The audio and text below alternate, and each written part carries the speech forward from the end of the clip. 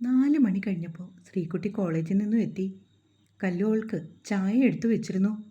കല്ലൂസ്, ഞാൻ നിന്നോട് പറഞ്ഞില്ലേ എനിക്കിങ്ങനെ ഒന്നും എടുത്തു തരേണ്ടെന്ന്. അതിനെന്താ ശ്രീകുട്ടി, ഞാൻ എടുത്തുന്ന് വെച്ച് എന്തു പറ്റി? എന്നാലും വേണ്ട, അത് മോശമല്ലേ? ഏയ്, അങ്ങനൊന്നുമില്ല. അപ്പോഴാണ് കണ്ണൻ വന്നത്. ആ, നീ എത്തിയോ? അവൾ ചായ കുടിച്ചുകൊണ്ട് പറഞ്ഞു.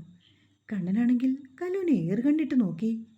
അവളാണെങ്കിൽ വലിയ താല്പര്യത്തോടെ ശ്രീകുട്ടിയുടെ കോളേജ് വിശേഷം കേൾക്കുകയാണ്. കല്ലുവിൻ്റെ റിസൾട്ട് എപ്പോൾ വരും? ഈ മാസം ഒടുക്കം. ഏ, ഇവളപ്പോൾ ഡിഗ്രി എക്സാം കഴിഞ്ഞതേ ഉള്ളൂ. അപ്പോൾ ഇവൾക്ക് പ്രായം ഈശ്വര തീരെ കുറവാണല്ലോ. കണ്ണൻ ഓർത്തു. ഇത് കഴിഞ്ഞ് PG ചെയ്യണം കേട്ടോ. ശ്രീകുട്ടി അത് പറയുകയും കല്ലു കണ്ണൻ്റെ മുഖത്തേക്കൊന്ന് പാളി നോക്കി. കാരണം തൻ്റെ പഠിത്തത്തെക്കുറിച്ച് ഇതുവരെ കണ്ണേട്ടൻ തന്നോടൊന്നും ചോദിച്ചില്ലല്ലോ എന്ന് അവൾ ഓർത്തു. ശ്രീകുട്ടി PG കഴിഞ്ഞിട്ട് എന്താ പരിപാടി? ഞാൻ എന്തെങ്കിലും കൂടെ നോക്കണം കല്ലു. ഇവൾക്ക് വേറെ ആലോചന വരുന്നുണ്ട്. ഇന്നലെ അമ്മ പറഞ്ഞതാ, നല്ല ജോലിക്കാ വന്നാ കെട്ടിച്ചു വിട്ടേക്കാം. ഒന്ന് പോ കണ്ണേട്ടാ, എനിക്ക് സ്വന്തമായിട്ടൊരു ജോലി വേണം. നീ ജോലി മേടിച്ചോടി, അത് കല്യാണം കഴിഞ്ഞാലും ആവാം. പിന്നെ വെറുതെ കളി പറയാതെ. അല്ലടി, ഞാൻ കാര്യമായിട്ടാണ് പറഞ്ഞത്. ഇല്ലെങ്കിൽ നീ അമ്മയോട് ചോദിച്ചു നോക്ക്. ഇന്ന് PWD ജോലിയുള്ള ഒരു ചെക്കൻ്റെ ആലോചന വന്നു. ഹോസ്പിറ്റലിൽ നിൽക്കുന്ന അമ്മയോട് ആരാണ് കല്യാണം ആലോചിക്കുന്നത്? ചുമ്മാ തള്ളാതെ കണ്ണേട്ടാ. ഇന്ന് ദേവകിമേമ അച്ഛനെ കാണാൻ വന്നിരുന്നു. അവർ പറഞ്ഞതാണ്. ആ, ചിലപ്പോൾ സമയമെങ്കിൽ കല്യാണമൊക്കെ ഒത്തുവരും ശ്രീകുട്ടി. ഓ, ഒന്ന് പോ പെണ്ണേ. ശ്രീകുട്ടി ഡ്രസ്സ് മാറാനായി മുറിയിലേക്ക് പോയി. കല്ലു അല്പം നാളികേരം എടുത്ത് ചിരവുകയാണ്.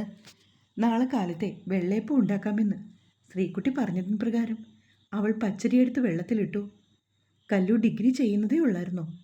അതെ കണ്ണേട്ടാ, ഏട്ടനറിയില്ലേ? ഏയ് ഇല്ല. അത് കേട്ട് കല്ലു ഒന്ന് പുഞ്ചിരിച്ചു. ഈ മാസം റിസൾട്ട് വരും. നല്ല മാർക്ക് കിട്ടുമോ? അറിയില്ല, എന്നാലും എനിക്ക് പ്രതീക്ഷയുണ്ട് ഏട്ടാ. PG ചെയ്യുന്നുണ്ടോ? ആഗ്രഹമുണ്ട്. പിന്നെന്താ? അല്ല, ഏട്ടന് സമ്മതമാണെങ്കിൽ. ആ, റിസൾട്ട് വരട്ടെ കല്ലു, എന്നിട്ട് തീരുമാനിക്കാം. ഞാൻ കവല വരെ ഒന്ന് പോവാം, കണ്ണൻ പറഞ്ഞു. പെട്ടെന്ന് വരുമോ? എന്തേ? അവൻ അവളെ നോക്കി. ഒന്നുമില്ല, വെറുതെ. എന്തെങ്കിലും മേടിക്കണോ? വേണ്ട, വേഗം എത്തിയാൽ മതി, അവൾ പറഞ്ഞു. കണ്ണൻ അവളെ നോക്കി ഒന്ന് കണ്ണിറുക്കിയിട്ട് മുറ്റത്തേക്ക് ഇറങ്ങിപ്പോയി. ശ്രീകുട്ടി അപ്പോഴേക്കും കുളിയൊക്കെ കഴിഞ്ഞിറങ്ങി വന്നു. കല്ലു വീണ കാര്യമൊന്നും അവൾ അറിഞ്ഞില്ല. കണ്ണനോടാണെങ്കിൽ ഇക്കാര്യം ആരോടും പറയരുതെന്ന് കല്ലു മുൻകൂട്ടി പറഞ്ഞിരുന്നു. ഏട്ടൻ എവിടെ പോയി? കവല വരെയെന്ന് പറഞ്ഞു. ബാപ്പുട്ടിക്ക് കാണാനാവും. അതാരാ? ഏട്ടൻ്റെ ദോസ്ത് ആണോ? കല്ലുവിനോട് പറഞ്ഞിട്ടില്ലേ? ഇല്ല. നാളെ വീട്ടിൽ പോയി വന്ന ശേഷം ഏട്ടൻ കൊണ്ടുപോകും. കല്ലു ശ്രീകുട്ടിയും നാമം ജപിച്ചിരുന്നപ്പോൾ രാജി വീഡിയോ കോൾ ചെയ്തു. അമ്മ വന്നോ? ശ്രീകുട്ടി ചോദിച്ചു. ഇല്ല മോളെ, നാളെ വരൂ. ചേച്ചി ഒറ്റയ്ക്കാണോ? സുമേഷ് ഏട്ടൻ ഇപ്പോൾ എത്തും. അമ്മയുടെ കൂടി ആരാ? മിനിക്കുഞ്ഞമ്മ. ആഹാ. കല്ലു എന്തെടുക്കുന്നു? ഞാൻ വെറുതെ. ചേച്ചിയുടെ ജോലിയൊക്കെ കഴിഞ്ഞോ? ഇത്തിരി പണി കൂടിയുണ്ട്. മോൻ ഇപ്പോഴാണ് ഉറങ്ങിയത്. ആ, നാളെ കല്ലു എപ്പോഴാണ് വീട്ടിലേക്ക് പോകുന്നത്? ഏട്ടൻ പറഞ്ഞത് കാലത്തെ പോയിട്ട് വരാമെന്നാണ്. ഇതുവഴി വാ കേട്ടോ. ശരി ചേച്ചി. ഞാൻ അവനോട് വിളിച്ചു പറയാം. ഓക്കെ. രാജി ഫോൺ കട്ട് ചെയ്തു. ശ്രീകുട്ടി പിന്നീട് ശോഭയെ വിളിച്ചു. അമ്മയോട് അച്ഛൻ്റെ വിവരങ്ങളൊക്കെ തിരക്കി. അപ്പോൾ ശോഭ അവളോട് കല്യാണാലോചന വന്നത് പറഞ്ഞു. ശ്രീകുട്ടി അമ്മയോട് ഒന്നും രണ്ടും പറഞ്ഞ് ഫോണിലൂടെ വഴക്കുണ്ടാക്കി. എന്നിട്ട് കട്ട് ചെയ്തു. അപ്പോഴാണ് കണ്ണൻ എത്തിയത്. എന്നാടി, എന്തു പറ്റി? കണ്ണൻ വാതിൽക്കിലേക്ക് കയറി വന്ന് ചോദിച്ചു. ശ്രീകുട്ടി അവനോട് കാര്യങ്ങളൊക്കെ പറഞ്ഞു. ആ, അതൊന്നും നീ കാര്യാക്കണ്ട. അമ്മ അങ്ങനെയൊക്കെ പറയും. അവൾക്ക് സങ്കടമായെന്ന് മനസ്സിലാക്കിയ കണ്ണൻ പറഞ്ഞു. കല്ലു മാത്രം ഒന്നും മിണ്ടാതെ എല്ലാം കേട്ടുകൊണ്ട് നിന്നു. അത്താഴം കഴിച്ച ശേഷം ശ്രീകുട്ടി പഠിക്കാനായി ഇരുന്നു. കല്ലു തൻ്റെ മുറിയിലും. കണ്ണൻ അമ്മയെ ഫോൺ വിളിക്കുകയാണ്. നാളെ പോകുന്ന കാര്യമൊക്കെ പറയുന്നുണ്ട്. എങ്ങനെയെങ്കിലും നേരം വെളുത്താൽ മാത്രം മതിയെന്നാണ് കല്ലുവിൻ്റെ പ്രാർത്ഥന. അച്ചമ്മയെ കാണാൻ അത്രമാത്രം കൊതിയുണ്ട്.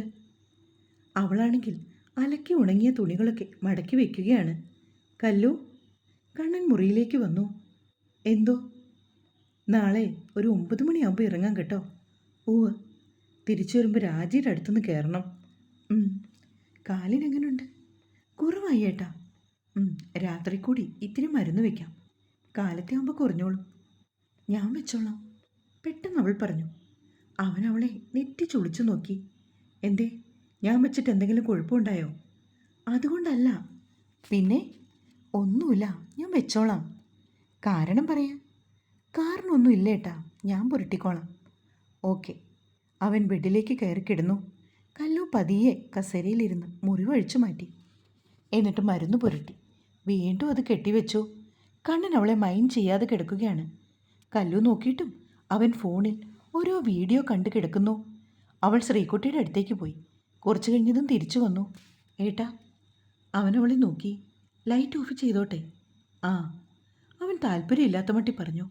അവൾ വന്ന് അടുത്ത് കിടന്നിട്ടും കണ്ണൻ ഒന്നും സംസാരിച്ചില്ല.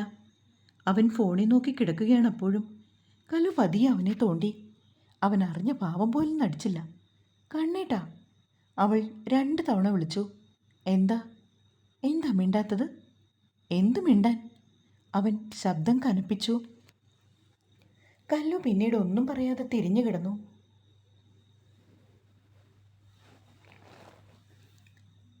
നിന്റെ പാവാട അല്പമൊന്ന് ഉയർത്തി മരുന്ന് വെച്ച് തന്നൂന്ന് കരുതി.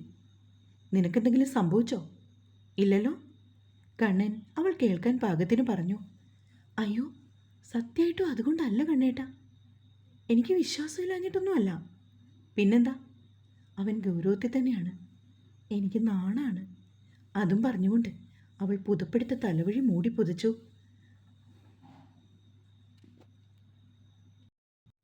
കണ്ണനാണെങ്കിൽ അവളുടെ പ്രവൃത്തി കണ്ട് ചിരിച്ചു. അവനിക്കാര്യം നേരത്തെ മനസ്സിലായതാണ് താനും. പക്ഷെ അവളുടെ നാവിന്ന് കേൾക്കാൻ വേണ്ടിയാണ് അവൻ അങ്ങനെയൊക്കെ ചോദിച്ചത്. നാണമോ? എന്തിന്? എൻ്റെ കണ്ണേട്ടാ, പ്ലീസ് ഒന്ന് ഉറങ്ങൂ. ഞാൻ ഉറങ്ങിക്കോളാം. അല്ല, നിനക്കെന്തിനാ നാണം? അതിന് മാത്രം എന്ത് സംഭവിച്ചു? അതിന് മറുപടിയായി അവൾ ഒന്നും പറഞ്ഞില്ല. ഇങ്ങനെയൊക്കെ തുടങ്ങിയ ഞാൻ എന്ത് ചെയ്യും കല്ലു? ആറ്റുനോട്ടൊരു കല്യാണം കഴിച്ചു പോയി. പെണ്ണുമ്പിള്ളയ്ക്ക് ഒടുക്കത്തെ നാണമാണെന്ന് ഞാനുണ്ടോ അറിഞ്ഞു? പുതപ്പിനുള്ളിൽ നിന്നും ഒരു കുപ്പിവെള്ള കൊഞ്ചലവൻ കേട്ടു. നീ ചിരിച്ചോടി.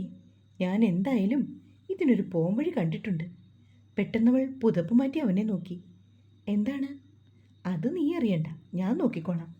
കളിക്കല്ലേ, കണ്ടിട്ട് കാര്യം പറയാ. തൽക്കാലം പറയുന്നില്ല, നീ നിന്റെ പണി നോക്ക്. അവനത് പറയുകയും അവൾ അവൻ്റെ വയറ്റിലൊരു കുഞ്ഞു കുത്തു കൊടുത്തു. യോ, നീ എന്താടി പെണ്ണേ ചെയ്തത്? അവൻ കല്ലുവിനെ നോക്കി. കാര്യം പറയാൻ പറ്റില്ലല്ലോ, അതിനുള്ള ശിക്ഷയാണ്. കാന്താരിമുളകിൻ്റെ വലിപ്പം പോലുമില്ല. എന്നിട്ട് അവളുടെ പറച്ചിൽ കേട്ടില്ലേ? ആ, കാന്താരിമുളകിനെ അത്ര ചെറുതായിട്ടൊന്നും കാണണ്ട. ഏറ്റവും കൂടുതൽ എരിവ് ഈ കാന്താരിക്ക് തന്നെയാണ്. കല്ലുവും വിട്ടുകൊടുത്തില്ല. അത് അത്രയ്ക്ക് എരിവുണ്ടോയെന്ന് രുചിച്ചു നോക്കാതെ ഞാൻ എങ്ങനെ പറയും? കണ്ണൻ അവളുടെ കാതിൽ മെല്ലെ പറഞ്ഞു. അപ്പോഴേക്കും വീണ്ടും കല്ലു പുതപ്പെടുത്ത തലവഴി മൂടി. എൻ്റെ പെണ്ണെ, നീ ഇങ്ങനെ പേടിക്കൊന്നും വേണ്ട. നിന്റെ പൂർണ്ണ സമ്മതത്തോടെ അല്ലാതെ നിന്നെ ഒരിക്കലും ഞാൻ സ്വന്തമാക്കില്ല. അത് കണ്ണൻ തീരുമാനിച്ചതാണ്. അവൻ മനസ്സിലോർത്തു. PG ചെയ്യാൻ ഇഷ്ടമാണെങ്കിൽ കല്ലുവിനെ പഠിപ്പിക്കണം. അത് കഴിഞ്ഞ് ബാക്കിയുള്ളൂ. ശ്രീകുട്ടിയോട് ഓരോരോ കാര്യങ്ങൾ ചോദിക്കുമ്പോഴും അവളുടെ കണ്ണുകളിലെ തിളക്കം താൻ കണ്ടതാണ്. കല്ലു ഇനി പഠിക്കാൻ പോകുന്നുണ്ടോയെന്ന് ശ്രീകുട്ടി ചോദിച്ചപ്പോൾ തന്നെ ഏറുകണ്ണിട്ട് നോക്കിയത്. എന്തായാലും റിസൾട്ട് വരട്ടെ, എന്നിട്ട് വേണം അവളെ പഠിക്കാൻ വിടുന്ന കാര്യങ്ങളൊക്കെ നോക്കാൻ. കണ്ണിൻ്റെ മനസ്സിൽ പല പല ചിന്തകളാണ്. അപ്പോഴേക്കും കല്ലു ഉറക്കം പിടിച്ചിരുന്നു. ഇടയ്ക്കവൾ അറിയാതെ അവളുടെ പുതപ്പെടുത്തവൻ മാറ്റി. ഒന്ന് കുറുകിക്കൊണ്ട് ചെരിഞ്ഞു കിടന്നുറങ്ങുന്നവളെ അരണ്ട വെളിച്ചത്തിലവൻ നോക്കി. ഇവളുടെ നീണ്ട മൂക്കിൽ ഒരു മൂക്കുത്തി കുത്തിച്ചാലോ? നല്ല ഭംഗിയായിരിക്കും.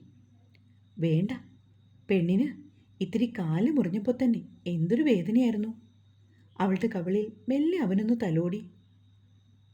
ചെറിയൊരു മുഖക്കുരു അവളുടെ താടിത്തുമ്പിൽ സ്ഥാനം പിടിച്ചിരിക്കുന്നു. ഇത് ഇന്നലെ കണ്ടില്ലല്ലോ എന്ന് അവനോർത്തു. ആകെപ്പാടെ ഇവളെ നേരെ ചൊവ്വെ കാണുന്നത് ഈ ഉറക്കത്തിലാണ്. അല്ലാത്തപ്പോൾ മുഴുവൻ താനെന്ന് നോക്കിയാൽ അവൾക്ക് നാണം. 1000 ചുംബനങ്ങൾ കൊണ്ട് തൻ്റെ പെണ്ണിനെ മൂടാൻ അവൻ ആഗ്രഹമുണ്ട്. പക്ഷെ വേണ്ട. സങ്കടമായാലും സന്തോഷമായാലും പ്രണയമായാലും അതിരുവരും ഒരുപോലെ ആസ്വദിക്കണം.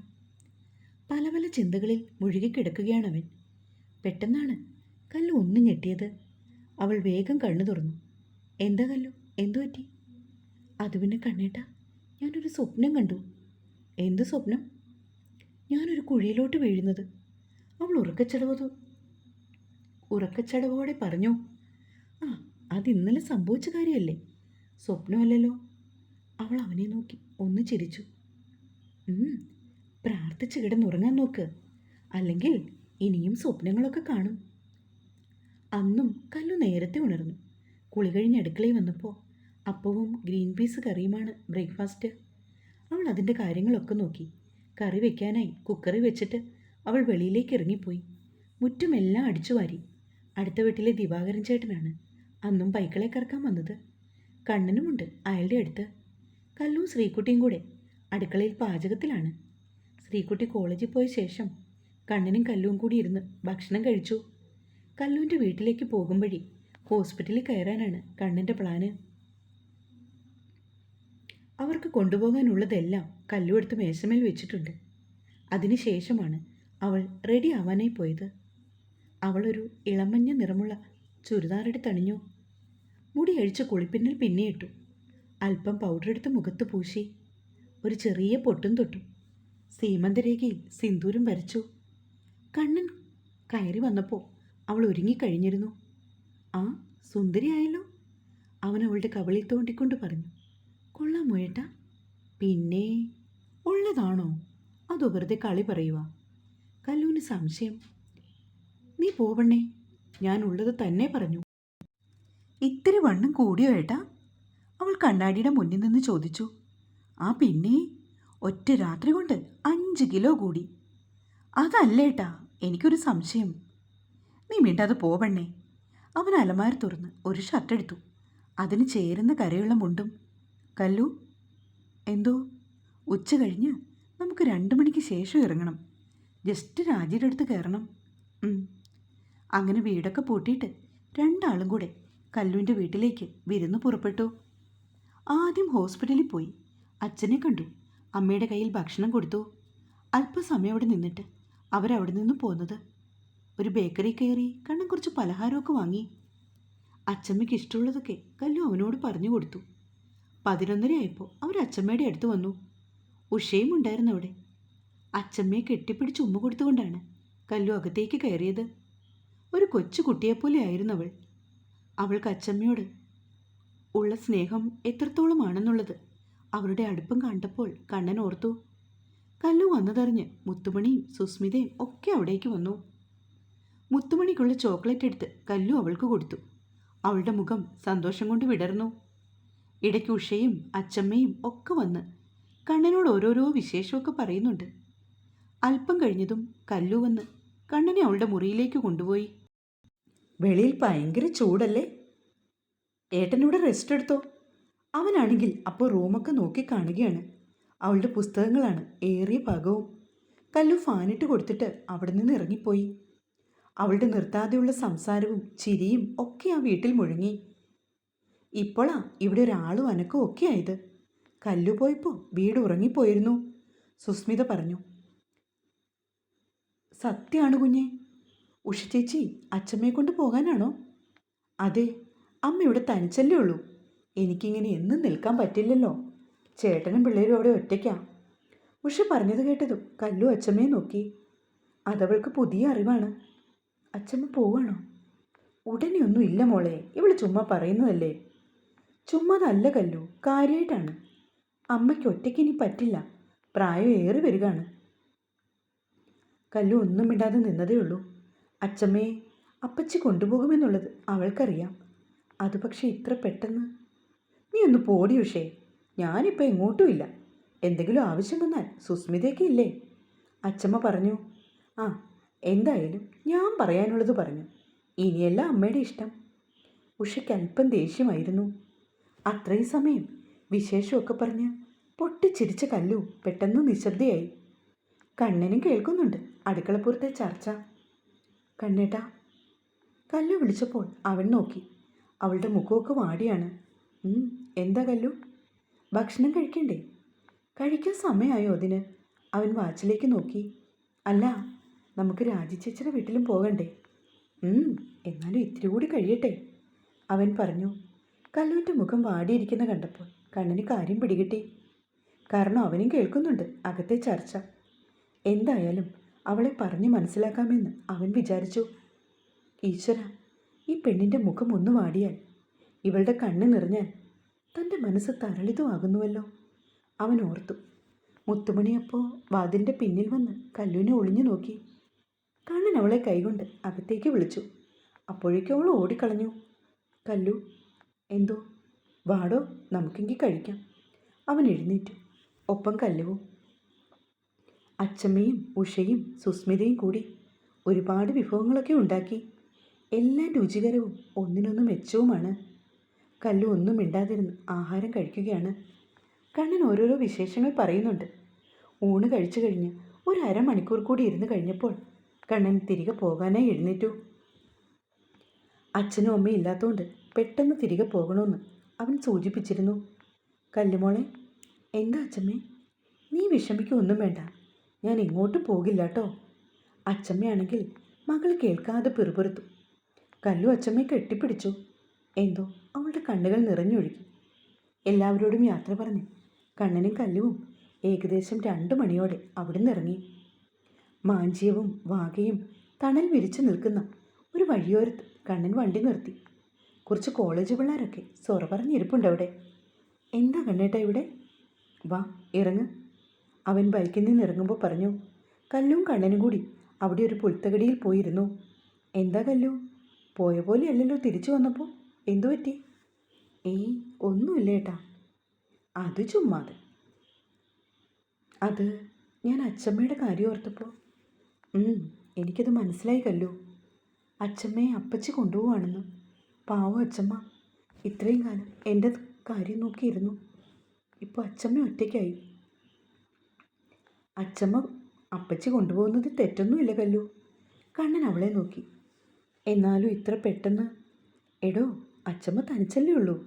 വല്ല ഷുഗറോ BP ഒക്കെ കൂടിയാൽ, അതും രാത്രിയിൽ, ആരെങ്കിലും ആശ്രയം കൂടി ഇല്ലെങ്കിൽ. അതുകൊണ്ടാണ് ഞാൻ പറയുന്നത്, അപ്പച്ചി കൊണ്ടുപോകുന്നത് ശരിയായ തീരുമാനമാണ്. കല്ലു ഒന്നും മിണ്ടാതെ എല്ലാം കേട്ടിരിക്കുകയാണ്. കല്ലു, എന്തോ? എന്തായാലും കുറച്ച് ദിവസം അപ്പച്ചിയുടെ കൂടെ ഒന്ന് പോയി നിൽക്കട്ടെ, അത് കഴിഞ്ഞ് ബാക്കി നോക്കാം. ദേ പെണ്ണേ, നീ ഇങ്ങനെ മുഖം വീർപ്പിച്ചിരിക്കാതെ. ഇപ്പം പൊട്ടിപ്പോകും പോലെയാണ് നിൻ്റെ ഇരിപ്പ്. എനിക്ക് സത്യം പറഞ്ഞാൽ എന്ത് പറയണമെന്നറിയില്ല. നീ ഇപ്പോൾ ആവശ്യമില്ലാതെ ഓരോന്ന് ചിന്തിച്ചിരിക്കണ്ട. അവർ പറഞ്ഞത് നല്ല കാര്യമാണ്. അപ്പോഴും കല്ലു ഒന്നും പറഞ്ഞില്ല. എന്നാൽ നമുക്ക് പോകാമല്ലേ? നേരം ഒരുപാടായി. അവർ രാജിയുടെ വീട്ടിലെത്തി. അവൾ കൊടുത്ത ചായയും പലഹാരവും ഒക്കെ കഴിച്ചിട്ടാണ് രണ്ടാളും തിരികെ വീട്ടിലേക്ക് പോയത്. ശ്രീകുട്ടി അവളോട് വീട്ടിലെ വിശേഷമൊക്കെ തിരക്കി. അച്ചമ്മയെ കൊണ്ടുപോകുന്ന കാര്യങ്ങൾ കല്ലു അവളോട് പറഞ്ഞു. തനിച്ച് നിർത്തുന്നതിലും നല്ലത് ഇതാണെന്ന് അവളും പറഞ്ഞു. കണ്ണൻ പുറത്തേക്ക് ഇറങ്ങി വന്നു. ഏട്ടൻ എങ്ങോട്ടാ? അത്യാവശ്യമായിട്ടൊരു ഓട്ടം വന്നു. നമ്മുടെ സനൂപിൻ്റെ വീട് പണിയില്ലേ, അവന് 2 ലോഡ് കല്ലടിക്കണം. കണ്ണൻ ഷർട്ടിൻ്റെ കൈ തെറുത്ത് വെച്ചുകൊണ്ട് പറഞ്ഞു. ചേട്ടൻ ഇനി എപ്പോൾ വരും? ശ്രീകുട്ടി വീണ്ടും ചോദിച്ചു. നേരത്തെ വരാം, നിങ്ങൾ കഥകടിച്ചിരുന്നു. അവൻ ബൈക്കോടിച്ചു പോയി. കല്ലു, ഞാൻ ആ കോഴിക്കോട് അടിച്ചിട്ട് വരാമേ. കല്ലു കുളിക്കുന്നുണ്ടോ? എന്നാൽ പോയി കുളിക്ക്, ഇനി കറണ്ടെങ്ങാനും പോയാൽ. ശ്രീകുട്ടി മുറ്റത്തേക്ക് ഇറങ്ങിപ്പോയി. തുടരും.